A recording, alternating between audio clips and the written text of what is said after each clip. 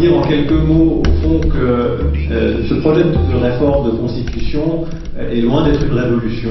On ne va pas vous dire aujourd'hui qu'on a changé définitivement de manière extrêmement marquée le fonctionnement de notre canton. Mais je pense que notre mouvement a d'ores et déjà pris la position de appeler à rejeter ce projet de constitution.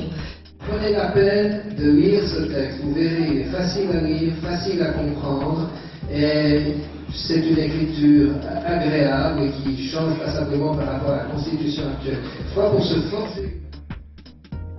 Il y a pas mal de nouveautés, mais il y a également l'avantage d'avoir un texte plus clair.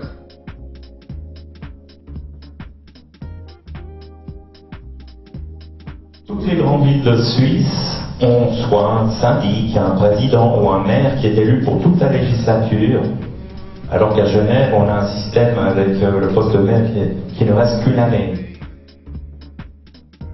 C'est dommage quand on considère les relations relativement difficiles qu'il peut y avoir entre Genève et Berne, qu'on doit les améliorer et ce retour institutionnel entre les deux parlements, je pense, est un plus qu'on aurait peut-être même dû renforcer.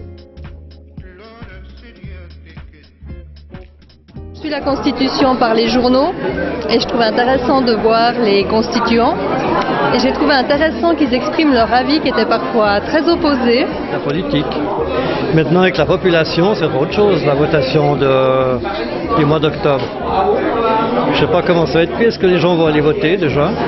Problème parce qu'on n'a pas assez l'occasion, disons, de s'informer ce qui se passe, disons, au-dessus de nous, quoi. Ouais, je trouve ça vraiment, on est très reconnaissant.